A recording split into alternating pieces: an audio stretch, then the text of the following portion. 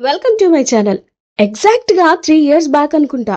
ఏదో ఖాళీగా ఉందని, జస్ట్ నార్మల్ టాక్ వినిపిస్తుందని, ఇంకా సినిమా మీద కొంచెం ఎక్స్‌పెక్టేషన్స్ అందరిలోనూ రీచ్ అయ్యాయని, డిఫరెంట్ కాన్సెప్ట్ అని, ఇలా రకరకాల రీజన్స్‌తో ఇక ఫ్యామిలీతో పాటు ఓ కన్నడ మూవీ చూసా. అదేంటి అనుకుంటున్నారా? 'కాంతార'. యెస్. 'కాంతార' సినిమా ఎలాంటి ఎక్స్‌పెక్టేషన్స్ లేకుండా క్యాజువల్‌గా వెళ్ళిన మూవీ అన్నమాట. బట్ అస్సలు ఆ సినిమా చూసిన తర్వాత ఇలాంటి మూవీనా మనం ఇన్ని రోజులు మిస్ అయింది అని ఫీలింగ్ కలిగింది. ఫస్ట్ డే ఎందుకు చూడలేదా అని కూడా అనిపించింది. అఫ్ కోర్స్ కన్నడలో రిలీజ్ అయిన తర్వాత చాలా రోజులకి టాలీవుడ్ లో రిలీజ్ అయింది. అది కూడా అల్లు అరవింద్ గారి ప్రొడక్షన్ లో. సో ఆ సినిమాలో క్లైమాక్స్ లో especially hero acting and background music, screen present, అబ్బబ్బబ్బబ్బా, అసలు మాటల్లో చెప్పాలంటారా? తనివి తీరా చూస్తేనే తెలుస్తుంది. అది కూడా థియేటర్స్ లో మాత్రమే. మీకు విషయం తెలుసా? ఆ సినిమా చూసిన తర్వాత చాలా రోజులు ఆ సినిమానే వెంటాడేది. అండ్ అసలు ఆ యాక్షన్ గానీ, సీక్వెన్స్ కానీ, అండ్ ఎస్పెషల్లీ ఆ మ్యూజిక్, అజ్నీష్ లోక్నాథ్ అత్తరు కొట్టేశారు. సినిమా స్టార్ట్ అవుతుంది. ఆ ప్రాంతంలో సాక్షాత్తు ఆ పరమేశ్వరుడు కాంతారలో వెలిశాడని, తన భర్త ధ్యానం చేసుకునేందుకు అక్కడే పార్వతీదేవి శివుడికి పూతోట అంటూ ఓ ప్రాంతాన్ని క్రియేట్ చేసిందని అక్కడున్న ప్రజలు నమ్ముతారు. అయితే అక్కడ కాంతార వాసులకి ఓ రోజు నీళ్ళల్లో ఒక రాయి దొరుకుతుంది. దాంతో దాన్నే దేవుడిగా భావించి ఆరాధించుకుంటూ ఉంటారు. అయితే అప్పటికే చుట్టూ ఉన్న రాజ్యాలన్నీ గెలుచుకుని బాంగ్రా మహారాజు మహాగర్వంతో విర్రవీగుతూ ఉంటాడు. ఒకరోజు అనుకోకుండా అడవిలో ఉన్న కాంతారాకి వచ్చిన బాంగ్రా మహారాజ్ని ఓ అదృశ్య శక్తి చంపేస్తుంది. ఆ ప్రమాదం నుంచి కొంచెంలో తప్పించుకుని తన రాజ్యానికి చేరుకుంటాడు మహారాజు కొడుకు. కానీ తన కళ్ళ ముందే తన నాన్నని చంపేసిన ఆ శక్తిని తలుచుకుని ప్రతిరోజు భయపడుతూ ఉంటాడు. తనకి పుట్టిన ఇద్దరు పిల్లలకి కూడా రోజు కాంతార కథల గురించి చెప్తూనే ఉంటాడు. ఏమైనా సరే కాంతారాకి మాత్రం వెళ్ళొద్దు, అక్కడ బ్రహ్మరాక్షసుడు ఉన్నాడని చెప్పుకుంటూ వస్తాడు. కొన్నాళ్లకి తన కొడుకు కులశేఖరకి మహారాజు పట్టాభిషేకం చేసి మురిసిపోతాడు ఆ రాజు. కానీ కులశేఖర్కి లేని అలవాటు ఉండదు. చిన్నప్పటి నుంచి కాంతార గురించి తన నాన్న చెప్పిన కథలన్నీ కట్టు కథలేనని తన ఫ్రెండ్స్ అండ్ భటుల్ని అందరినీ కూడా తీసుకొని కాంతారాకి వేటకు వెళ్తాడు.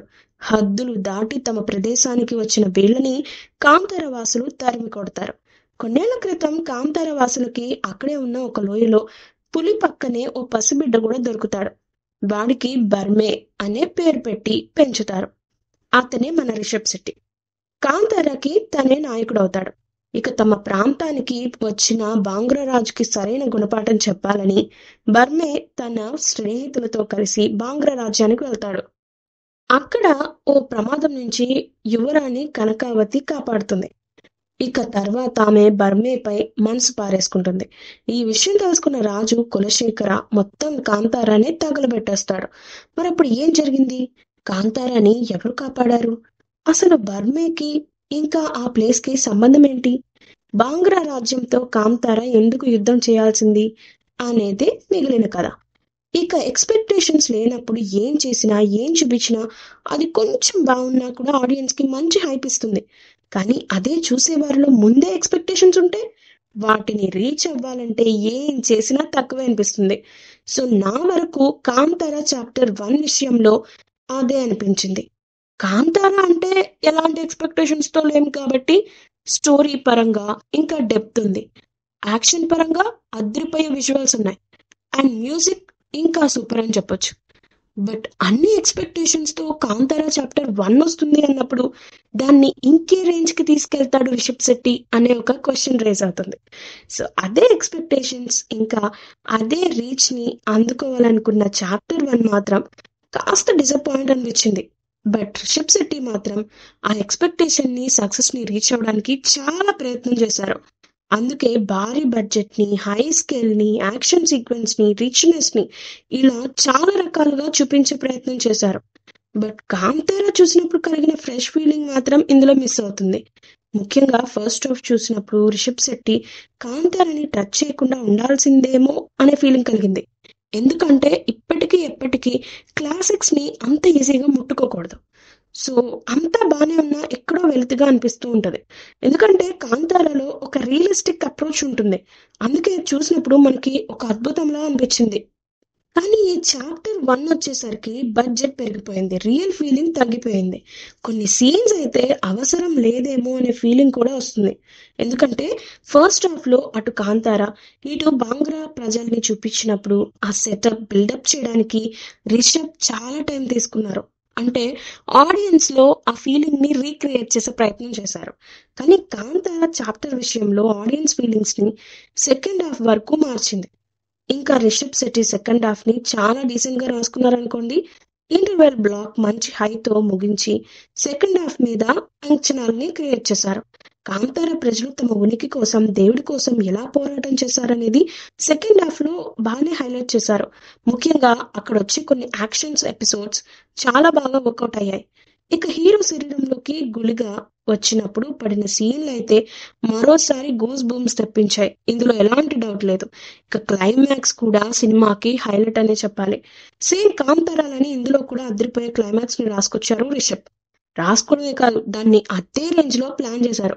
క్లైమాక్స్ లో ప్రీ క్లైమాక్స్ లో రిషబ్ శెట్టి యాక్టింగ్ అయితే పీక్స్ లోనే ఉంది.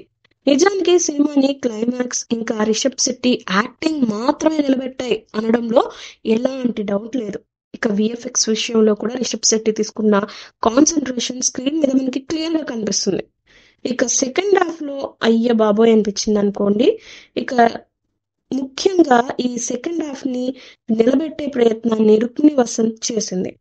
ఎందుకంటే ఫస్ట్ హాఫ్ లో రుక్మిణి తన ప్రెజెన్స్ కానీ అందం కానీ ఆడియన్స్ ని చాలా అట్రాక్ట్ చేస్తుంది. చాలా క్యూట్ గా కూడా కనిపించింది. ఇది నిజంగానే ఆమె క్యారెక్టర్ లో వచ్చే సర్ప్రైజ్ అని చెప్పొచ్చు. ఇక యుద్ధానికి సంబంధించిన సీన్స్, లవ్ సీన్స్, ఇలా ప్రతి చోట రుక్మిణి చాలా బాగా కనిపించింది. ఓవరాల్ గా చెప్పాలంటే కాంతారాలో యాక్టర్ గా, డైరెక్టర్ గా రిషబ్ శెట్టి సూపర్ హిట్ అయ్యారు.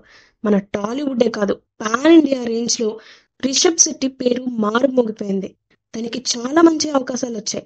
కానీ తను పుట్టి పెరిగిన కన్నడ సినిమా ఇండస్ట్రీకి తప్ప వేరే ఇంకెవరికి వర్క్ చేయనని చెప్పడం కూడా నచ్చింది. బట్ ఇప్పుడు ఈ చాప్టర్ 1 విషయానికి వస్తే ఫస్ట్ పార్ట్ రేంజ్ లోనే డైరెక్టర్ గా ఆయన కాస్త డల్ అయ్యారేమో అనిపించింది. బట్ యాక్టర్ గా మాత్రం పీక్స్ అనుకోండి. అలా అని ఇది బాలేదా అలా బాలేదా అంటే ఓకే, బాగుంది. బట్ కాంతార రేంజ్ అయితే కాదని చెప్తాను.